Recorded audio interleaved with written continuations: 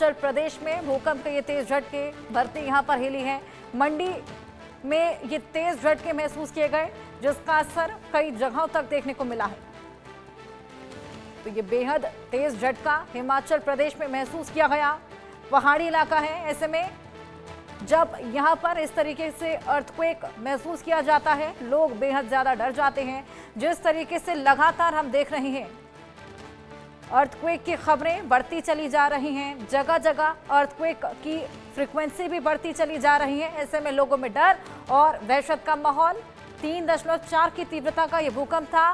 दहशत से घरों से लोग बाहर निकल गए, लोग सुरक्षित स्थानों पर पहुंच गए। हालांकि अगर रिक्टर स्केल के हिसाब से देखा जाए तो 3.4 की तीव्रता का भूकंप कम माना जाता है, लेकिन पहाड़ी क्षेत्रों में 3 की तीव्रता का भूकंप भी बेहद ज्यादा तबाही लेकर आ सकता है।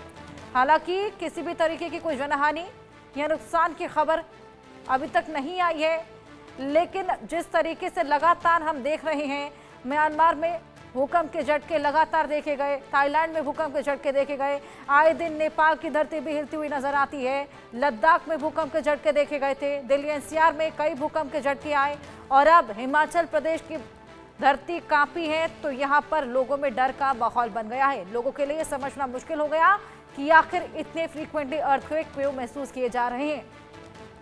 न केवल लोगों के लिए, लेकिन सीस्मोलॉजिस्ट के लिए भी ये बेहद बड़ा चैलेंज बन गया है। जिस तरीके से साल की शुरुआत से ही हमने देखा कि तमाम भूकंप के झटके अभी तक महसूस किए गए हैं। ये देखिए रिक्टर स्केल के हिसाब से कितना असर रहता है, तीव्रता के हिसाब से, ये भी हम आपको समझाने की ग्राफिक्स के जरिए कोशिश कर रहे हैं। 0 से लेकर 1.9 के रिक्टर स्केल पर अगर ये भूकंप होता है तो इस भूकंप को हल्का माना जाता है और केवल महसूस होता है। वहीं इससे तेज जितने भी भूकंप के झटके होते हैं, जो कि 2 की तीव्रता के, 3 की तीव्रता के रहते हैं, इनको भी हल्का ही माना जाता है, लेकिन इनका जो एहसास होता है वो थोड़ा ज्यादा रहता है। वहीं 4 से 5 की तीव्रता के भूकंप के झटके तेज माने जाते हैं और अपने साथ तबाही भी लेकर आ सकते हैं। वहीं 6 से 7 की तीव्रता के भूकंप बेहद ज्यादा भयावह हो जाते हैं और यहाँ जितनी भी हाई राइज बिल्डिंग्स होती हैं उनको खासा नुकसान पहुंच सकता है। तो यहाँ हिमाचल प्रदेश में जो भूकंप का झटका महसूस किया गया वो था 3.4 का, यानी कि ये झटका बेशक हल्का था, लेकिन क्योंकि यहाँ पर पहाड़ियां ज्यादा है, पहाड़ी इलाका है, ऐसे में यहाँ पर धरती की जो कंपन है वो ज्यादा महसूस होती है। जिस तरीके से लगातार ये भूकंप के झटके देखे जा रहे हैं, कहीं ये कोई बड़ी घटना से पहले का अंदेशा तो नहीं। क्या होता है रिक्टर स्केल, ये भी आपको बताते हैं। भूकंप की तीव्रता नापने के लिए रिक्टर स्केल का इस्तेमाल किया जाता है। रिक्टर स्केल में तमाम तीव्रताएं, पैमाने यहां पर तय किए जाते हैं।